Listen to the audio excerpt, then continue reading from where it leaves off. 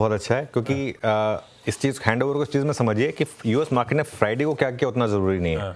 Futures क्या कर रहे हैं वो ज़्यादा ज़रूरी है क्योंकि फ्राइडे तक तो किसी को नहीं पता था ना कि ये वीकेंड का डेवलपमेंट होने वाला है।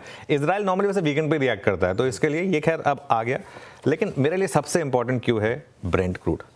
और इजराइल ईरान का जो टेंशन है उसके बावजूद क्रूड जिस तरीके से रिएक्ट कर रहा है, और एक चीज़ बहुत क्लियर है, मार्केट ने इस चीज़ को समझ अच्छा जी हमारी बात हो रही थी पिछले हफ्ते की $76 का क्रूड एक हाइटेंड ग्लोबल जियोपॉलिटिकल वरीज को प्राइस इन कर रहा है। अगर जियोपॉलिटिकल वरीज खत्म हो जाए तो क्रूड कहाँ जाएगा? तो क्रूड 60-65 भी जा सकता है। अगर ऐसा हो जाए तो हमारे लिए तो बहुत बड़ा पॉजिटिव, हमारी तो लॉटरी लग जाएगी अगर क्रूड 60-65 चला गया तो। मैं ये नहीं कह रहा हूँ कि हो जाएगा, लेकिन इंटरेस्टिंग है। इतनी दिक्कतों के बावजूद ठंडा ही पड़ जा रहा है। इतनी दिक्कतों के बावजूद भी हम 76 ही क्रॉस नहीं कर पा रहे थे, वरना इतनी दिक्कतों पर तो आप 85-90 क्रॉस कर सकते थे ना। इसका मतलब क्या है? इसका मतलब यह है कि सप्लाई बहुत ज़्यादा है मार्केट में, और अब वैसे तो खैर धीरे धीरे हम भी आइस इंजन से बाकी इंजन की तरफ बढ़ रहे हैं, लेकिन हमारी अभी भी डिपेंडेंस है क्रूड के ऊपर, तो इसके लिए ये बहुत इंपॉर्टेंट संकेत है। तो ये सबसे इंपॉर्टेंट संकेत है। दूसरा संकेत जो ग्लोबल मार्केट से सुबह सुबह आ रहा है वो है जापान के इलेक्शन। देखिए जापान पर नज़र रखनी ज़रूरी है क्योंकि पहली बार रूलिंग पार्टी इलेक्शन हार रही है 2009 के बाद, और ये इसका इम्पैक्ट आया येन के ऊपर।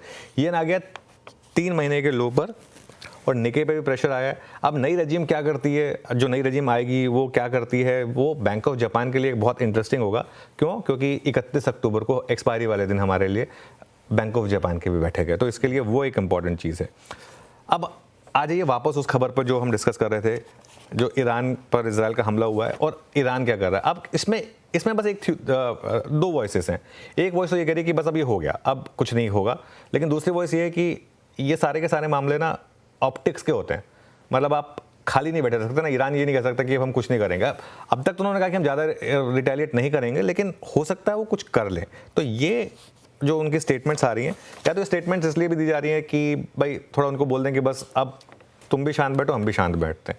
ये एक चीज़ हो सकती है। एक एनालिस्ट की स्टेटमेंट में पढ़ रहा था कि दोबारा हमला तो होगा, लेकिन अब वो हो सकता है कि यूएस प्रेसिडेंशियल इलेक्शन के बाद हो। इजराइल और यूएस बहुत स्ट्रॉन्ग एलाइज हैं, तो यूएस ने भी इजराइल को बोला होगा तुमने कर लिया, अब इलेक्शन तक रुक जाओ, इलेक्शन के बाद जो करना वो कर लेना। तो वो एक इंटरेस्टिंग चीज़ हो सकती है। खैर यूएस से तो अच्छे क्यूज़ मिले ही हैं हमें। डाउ जोन्स नैस्डैक ने ऑल टाइम हाई लगाया, डाउ और एस&पी ने अंडर परफॉर्म किया, और थोड़ा जो 6 हफ्ते की तेज़ी थी उस पर थोड़ी सी ब्रेक लगी, लेकिन नैस्डैक ने लगातार 7वां हफ्ता आउट परफॉर्म किया।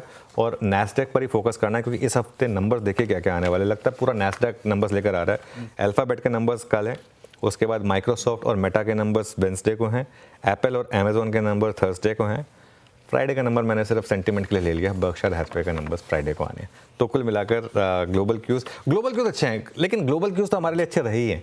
हमारी दिक्कत तो ग्लोबल क्यूज़ की नहीं है। बात करते करते देखिए गिफ्ट निफ्टी बढ़े चले जा रहा है। अब 66 पॉइंट ग्रीन में आ गया गिफ्ट निफ्टी।